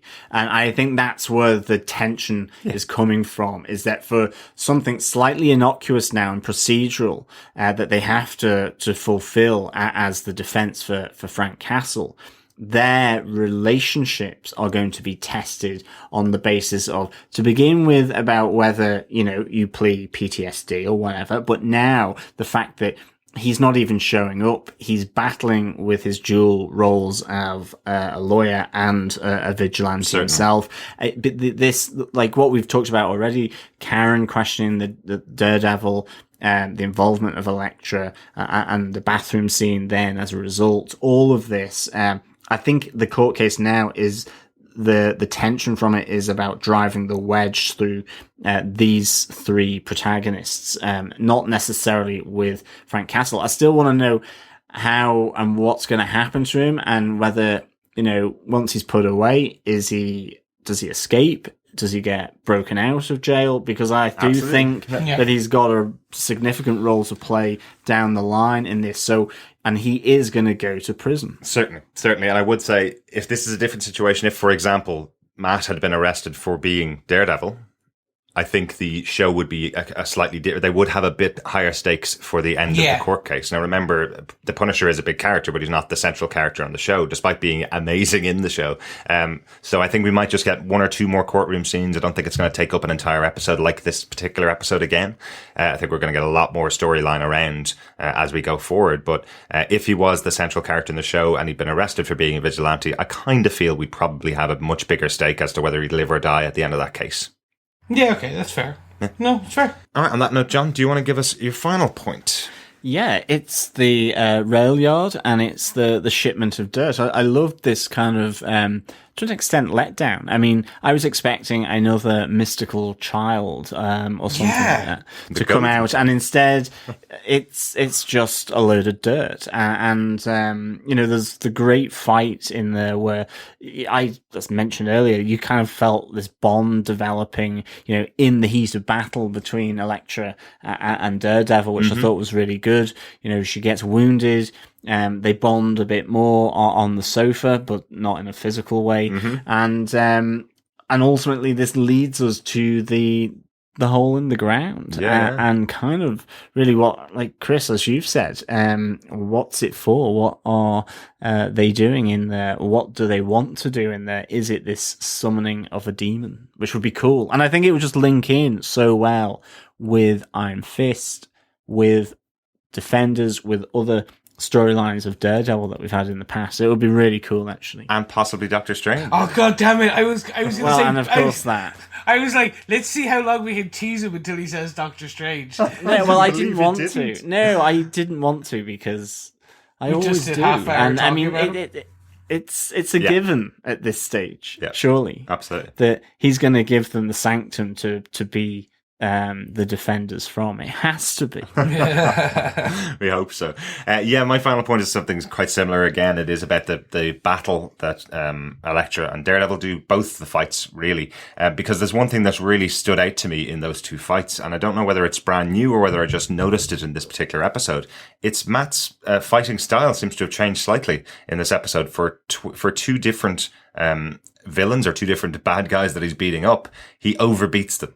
So they're lying on the ground, and Matt, the railway battle, I think it's the last guy that he's beating before he goes and saves Elektra. He hits him like 5 or 6 extra punches to the face, and it's focusing on the guy knocked out on the ground, receiving 2 or 3 punches. And then at the end, when they're going in to find the hole in where the tenement building used to be, again, the final guy that he's beating there, he keeps on hitting him. And it's only when the other accomplice comes up behind him with a steel bar to try and take out Daredevil that he stops beating him on the ground, takes out that guy and knocks all the bars on top of him.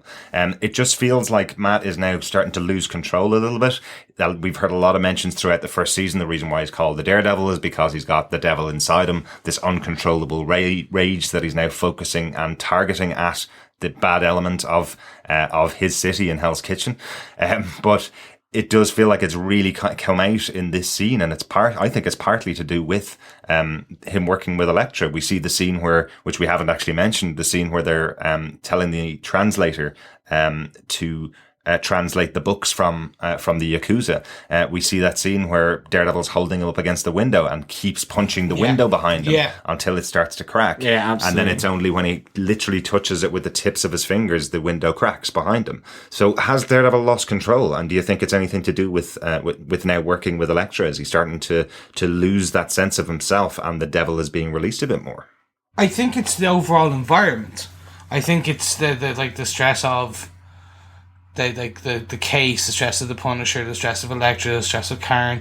Like, I think what we're seeing is that he'll get to a point where he'll break, and he you haven't seen him kill someone. That's true. That's straight out. In fact, even with all the mentions of Nobu, one of the things I remember was that it wasn't him that killed Nobu. He set up everything around Nobu, that Nobu killed himself. And I remember we talked about it on the podcast that they wouldn't allow Daredevil kill someone. Are we going to see him kill someone by mistake in this season? Well, like you said, he was beating that guy just before they went before he went to his hole. He was there beating with the guy with a big stick, as you do on a Friday night. But I was trying to make sexual innuendo in case anyone was asking. It just didn't really work. It didn't work. I'm sorry. I got it.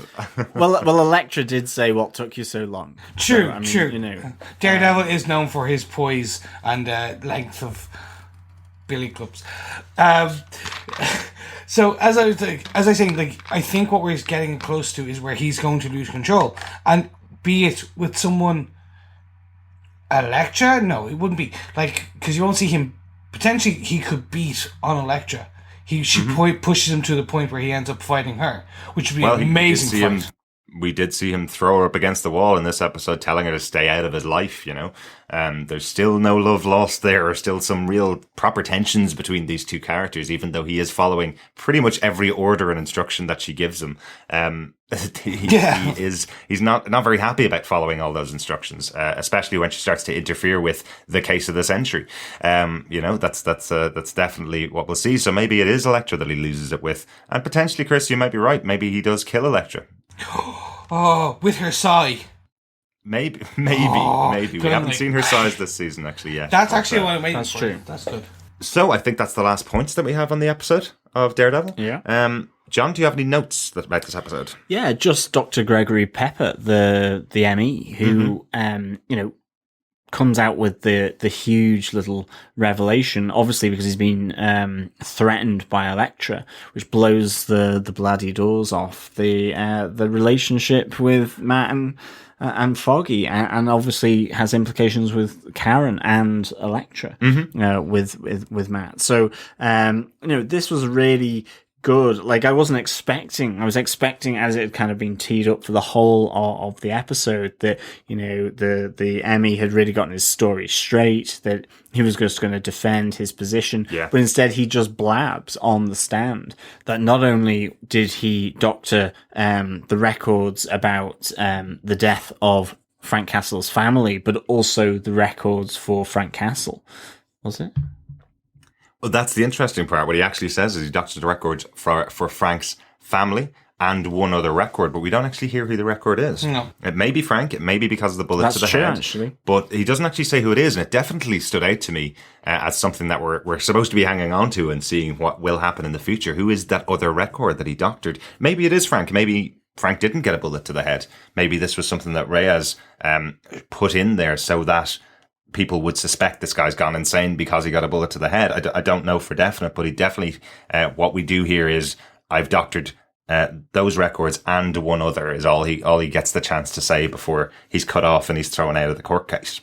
Yeah, absolutely. But like a great kind of little setup that kind of goes in a different direction. Certainly. Here. Really liked it. Certainly. Chris, any notes from you? Similar to the vein of John, it was actually the two people who showed up and asked him to doctor the records. So we've got the two men in suits again. Yes. So, like, again, we've got these men in suits that turned up earlier, and now my money is on this secret shield-like organization, government-run. This is where I'm going. We're going back down the nuke, kind of, because we know the showrunners are friends, the writers are quite similar. Like, we know that everything's connected. So it's kind of like, okay, so I think we'll get to a point where we will find that the Punisher was part of, or there's something more here, and I'm dying to know what. Yeah, absolutely. No, really, really excited to see that. I've just got a couple of little quick notes. We slightly mentioned it earlier on, but I wanted to call out specifically Foggy's speech. So Foggy says Frank never came home. He just went from one war zone to another. It's actually a reference to two different Punisher books. One is Welcome Back, Frank, which is all about him returning home from the war. And the other one, obviously, as I mentioned, is Punisher Warzone. So nice little touch there from the writers of the episode. Second one I wanted to mention was a nice little callback to season 1, where Foggy had said that if the whole Nelson Murdoch doesn't work out, his mom always wanted him to be a butcher. And in this episode, he's talking about having to deal with this case that he is totally unwinnable, and goes, "All I want to do right now is go back to being a butcher." Yeah. so nice little connections there for Foggy. Hopefully, we don't see him as a butcher at the start of season 3 when everything's failed for Nelson versus Murdoch. Hopefully it could be Nelson and Murdoch and Page butchery. Butchers at law. Yeah, butchers at... Oh my god, someone needs to do them dress up as steaks instead of avocados. That would be cool. Absolutely. That will make the stakes much higher. Anyway, on that terrible note. On that bombshell, indeed. I think it's time to ask, Chris, do you defend this episode of Daredevil, Season 2, Episode 7, Semper Fidelis? I do. I know it's quite strange. I do. No, for me, it's a good episode. It was slow. We did get some fisticuffs. We got 2 nice scenes, and I'm not saying that there's wrong, but it's again a story-driven episode, and I have nothing wrong with that. The whole part of Elektra kind of messing up, and as I said, the dual identity starting to get to Matt and kind of causing a lot of ructions in his life. The court, as I mentioned, one of my points, the courtroom scene doesn't have the stakes I think it needs right now. Hopefully that will change. But then closing on 2 bombshells, which is that Nelson and Murdoch are potentially no longer as avocados at law together. They were forced to work together, but they're not friends together. And then watch in the hall. Watch in the hall. Literally, I just want to finish this, go inside and just go ding. Hear that the torch just land there. Okay, at least it's a bottom. I can deal with wait that for another week. Bottom there, yeah. I reckon it's the Millennium Falcon being chased out by one of those big monsters. That'd be cool.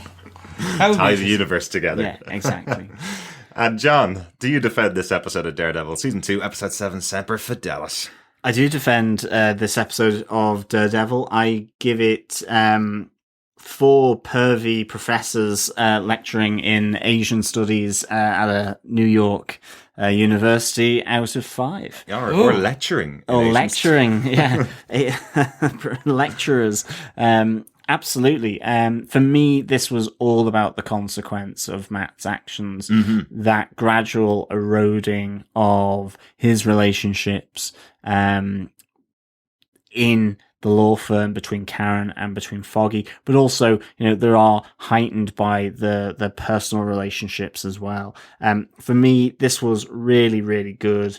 I loved it. I can absolutely get there's a slight flatness to the courtroom because I think the stakes are lower. I'm enjoying it because I think it's driving the dismantling of some of the connections and friendships of the advocates, or the avocados, I should say, at law. I'm still enjoying the court case, don't get me wrong, but I can understand Chris's point that, this is really moving to get the Punisher in prison. Again, the black hole, the intrigue around Elektra. Is she entirely good? Is she bad? What does she mean by deserves better? This, I think, is something I can't wait to find out. Again, I was half expecting Nobu to turn up here. Certainly when they go to the abandoned warehouse, where the big hole is. What is in the big black hole? Maybe it is that pervy lecturer from one of the universities. It's a great way to dispose of bodies. That place is huge. They take out half of New York. They could throw all the bodies into that hole. That could be all it's about. But why put where the Yakuza bury their bodies? But why put the dirt in the train? Sorry, why? It's just about transporting it, I think. I think they don't want people to know how much they're getting out of there. It's kind of like that thing that you see in The Great Escape and that kind of thing. How do you get rid of all of this dirt? Oh my god, can you imagine all these hand ninjas just walking down the street, shaking their legs, shirt falling out. It's like, do. Sorry. Exactly. It's kind of like that, only on a grander scale, I suppose. But I really like this episode for that reason, and definitely defend it. And also, I think, I gradually understood Karen here in this episode as well. And I think that's important. I think, this was a really good Karen episode for me as well. So, absolutely defend this episode of Daredevil. So, Derek, do you defend this episode of Daredevil? I certainly do. I was really excited coming into this episode. I mentioned on last week's episode, one of the things that this season has been missing, we're 7 episodes in and we haven't really seen much of Matt in court and Foggy in court. So having a court scene, these guys are lawyers. We need to see them in court more often. They're now on the biggest trial, the trial of the century, as I've mentioned a number of times. So hopefully we're going to see more of that side of Matt's world. It's kind of easy to forget that he has this whole other life going on when you only see him at night beating up the Punisher, or at night following all the bad guys in the city of Hell's Kitchen. He's got a really big job to do now, because he's on this trial and he's let Foggy down so many times. So hopefully we're going to see more of that side of Daredevil, because it's really important in the comic books. It's really important to the character. So this episode really stood out. I loved the speech from Foggy in the courtroom. I loved the justification for what Frank has done. I loved John Bernthal's kind of call out to soldiers who are suffering from PTSD, that this isn't something to be taken lightly. It is a hugely difficult thing for anybody to go through. So don't just take it and throw it on me so you can get me off this case. Thought that was fantastic. Again, I've loved Karen all season, but this was a fantastic episode for her.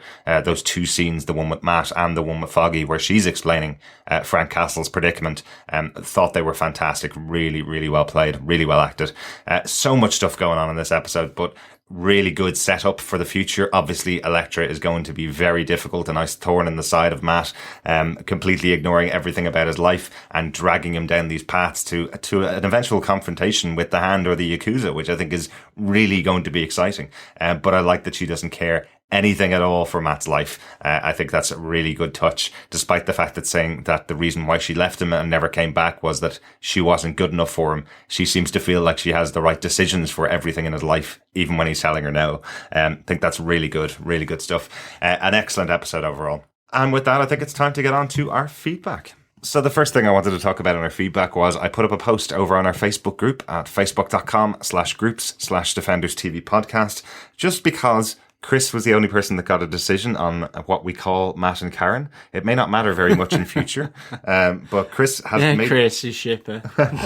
Chris, being the shipper of our group, made the decision to call Matt and Karen Maren on an episode that John wasn't here, so we had a bit of a discussion about it, and John was wondering whether he could propose some other options. So I put them to our listeners over on Facebook. I put out, obviously, either Maren, which was Chris's suggestion, or Kat, which is obviously Karen and Matt merged together as well. I put out Murdage, Murdoch and Page, Paddock, or Mage, as suggested by one of our listeners. So the responses are in, Chris. It seems like we will have to change the shipper name. Yes, it's gone from Maren, which was your suggestion, and there was some agreement out there that people are happy and that people are used to you saying it now, so they're going to keep it. It seems to have turned to the one as described by one of our listeners, Ronaldo, not just because it rolls off the tongue, more like it rocks off the tongue. Murdage. Is what we are going to call the union of Murdoch and Page. And of course, we did have Death Wish as well. Another... Yes, Ben Rush suggested the name Death Wish for their relationship. Quality. Which I thought was quite a good choice. He says that they do have to lead up to the Born Again storyline sometime. Maybe that's the way they should do it, by calling themselves Death Wish. Good stuff. And Rebecca does propose that we just keep calling them Matt and Karen. Stop with the shipper names. So, yeah, well done for that, Rebecca. Thanks very much for the feedback on that post. Maren forever. The listeners have spoken. It is Murdage. Sorry, Chrissy. The relationship will end in Murdage. And our other piece of feedback comes from Ronaldo, who sent us feedback to feedback@defenderstvpodcast.com. He says, "Hi guys, great coverage of the Daredevil season as always. I thought I'd drop you a few comments on this episode, which I found highly entertaining. The series finally vocalizes the divide that the Punisher's actions have on New Yorkers, and we finally get more of the courtroom drama that Daredevil has always threatened to deliver. Karen and Matt's discussion on the Punisher's motives later in the episode further typifies the divide Castle has on the community, and it must be a sore point for Matt, especially after episode 3 where he tries to reason with the Punisher.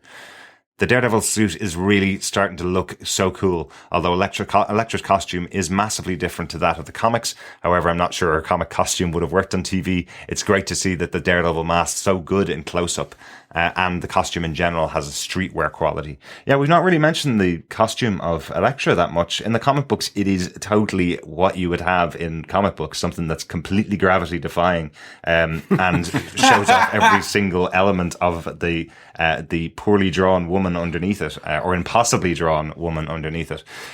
So I'm really liking that they went for a really practical costume for Elektra in the TV show. I like the idea that it's effectively just a jumpsuit that she pulls up a mask on. That's really practical. It doesn't seem like she'd have to spend 7 or 8 hours getting covered in some kind of lubing material to get to stretch into something that couldn't fit her at all. Well, the mind boggles. I do think that I would definitely agree that Karen and Matt's discussion about the Punisher, yeah, loved that. I think it is this idea, which I think what the courtroom drama brings in as well is this divide on the actions of Castle. That's a really good aspect of this courtroom drama, and I think it does show just how much that the courtroom drama is driving the tensions here, Certainly. Not only within New York but between these three as our main protagonists. Yeah, love it. Certainly. And Ronaldo also has another suggestion to replace our whiskey watch from Jessica Jones. He's suggesting coffee watch. Effectively, when Karen comes in and provides coffee once again for Foggy, she shouts to him and says she has some takeaway dinner. Where does she get the money from? Twice she shouted drinks and food, but they have no income coming in. So this is something that we should be watching for the rest of the season. Karen does seem to be the provider of money. We do know there is money in the bank, obviously now for provided by Elektra, but it is something that I noticed in the past, that effectively she does seem to be the one that's feeding the boys constantly ever since the first episode of the first season, where she cooked them up that dinner in her apartment as a thank you for saving her. She has always been the one to bring the coffee and bring lunch in for them. So she's obviously supporting them somehow. Good call out there, Ronaldo. So Ronaldo goes on to say, I thought Frank's mental state was really well summarised in Karen's description of it to Foggy. It further allows us to empathise with the Punisher and kind of scientifically explains his state of mind and ideology which I'm not so sure has ever been done in the comic books. At this point, I have very mixed feelings for Elektra. Her Netflix version seems far more vulnerable than her comics version, which is more of a force of nature. She gets wounded in the train yard fight, and previously she had struggled in the fights, and that makes it all the more compelling. I feel nervous for her at times, whereas her comic book counterpart seemed unbeatable. Her behaviour the morning after, almost a sort of resignation, intrigues me more. She's a hard one to figure out. Yeah, I agree with that she's going to be a divisive character, I think, for a majority of people, viewers of the show, because yes, she's the strong woman who can take on anything, but she really should be wearing body armor. Like Matt should bring her to Gladiator and just kind of go, "Hey, can you just make?" She got cut twice in this episode, and you're like, "Come on." You are wondering, it is kind of unfair of him to go into a fight with her while he's wearing, as described by the Gladiator, unpenetrable armor. He's going to a fight side by side with someone that's effectively just wearing a t-shirt and a pair of trousers. Yeah, you're probably right. She does need some armor. Maybe a trip over to Gladiator. And just cover her arms. Yeah. Cover. It's not that hard. Yeah, absolutely. She probably needs something on her neck now as well. Yeah. I did like that little touch in the episode where she says, "I guess I can never have my hair short again." I thought that was quite a good little touch because it did show off the new scar that she's just gotten. Really good. And finally, Ronaldo says, "I love the ties to season 1, Matt's battle scars from Nobu, Karen's recollection to Matt of their first encounter, and her meeting with the Devil of Hell's kitchen. Also the tenement that the Kingpin and Nobu sought out, which looks to be part of the Hand's greater plan." Absolutely. And Elektra's interference and the eventual confrontation with Matt and Foggy was heavy. As annoying as it was that Elektra intervened, I'm on Foggy's side here on how they left it high and dry by Matt. The seams are well and truly fraying at Nelson and Murdoch, something that Matt's nightly vigilantism heavily accounts for. Episode 7 still keeps the Punisher storyline ticking, but it's starting to really take a left turn with Daredevil and Elektra's investigations with the Yakuza and the Hand. Look forward to the coming episodes. Cheers, Ronaldo. Thank you so much for that feedback, Ronaldo. Really good to hear from you about the episode. Absolutely. Thank you so much, Ronaldo. I'm really looking forward to seeing what comes out of that hole, to be honest. And seeing the Yakuza, the Hand plotline as well. This will be really good. I can't wait to see that, for sure. Yeah, imagine it was just a massive hand that came out of the hole. You'd be like, that's it. We suddenly go from like the kind of superheroes to one of those kind of Godzilla type hands just coming out of the holes. It was like the Gaiku movies. Yes, Gaiku movies. We'd like Godzilla suddenly takes over, like comes out of the hole. No, no, I'm really interested to see. I agree with the fraying of the Nelson and Murdoch, as we've discussed kind of a lot on this in this episode. And I agree with all your points. Actually, now thinking about it, just on the costume, that is good. Yeah, that's gonna be one of my pain points now. Why did you tell me this? Why did you tell me this? Every time she gets a dick, I'm like, cover up, woman, cover up. Come on. It's like, I know you want to show off your athletic body, and we really appreciate it. But cover up. We don't want to see you any more scars. Please don't hurt. Please don't get hurt. No, It's like, not the face. But no, I agree. And thank you very much for your feedback. And hopefully we'll see more on Facebook as we put up episode 8. Absolutely. And if you want to send in your feedback to us, just make sure you email us at feedback@defenderstvpodcast.com. Just give us the episode title in the email, as we're obviously not going to be able to see the other 5 episodes for the next 5 weeks, as we're covering the rest of the season of Daredevil. You can also join us over on Facebook at facebook.com/groups/defenderstvpodcast. Yeah, thank you so much for all the feedback. Thank you, Ronaldo. Really appreciated. Love that all these comments are coming in. Yeah, we also hoped you enjoyed our YouTube experiment looking at Doctor Strange, the first teaser trailer. Please subscribe and join up with us there on YouTube. This is a little foray into that area, see how it goes. But thank you everyone for listening, and of course we'll be back with the next episode of Daredevil. Absolutely. Make sure you subscribe to the podcast over at iTunes by just going through our direct link at defenderstvpodcast.com/iTunes. Or if you don't use iTunes, if you're not an Apple person like myself, you can subscribe to us through any Android podcast catcher by going through it and looking for Defenders TV Podcast. Some of the ones we recommend are things like Podcast Addict, Beyond Pod, Stitcher as well. Google Play Music is apparently launching very soon in the US, and hopefully it'll be launching in Europe very soon. And we are hoping to be one of the first European podcasts up there once that gets out. So we won't be there if it launches in the next couple of weeks, but we will be there very soon, hopefully. Google-fi. But otherwise, you can find us on any other good or strange podcast catcher. Thanks so much for listening. We'll talk to you again for episode 8. See you, but I do not endorse that strange comment. I'm sorry, people. I'm sorry. Thank you so much for listening. All roads lead to Doctor Strange, October 2016. Bye.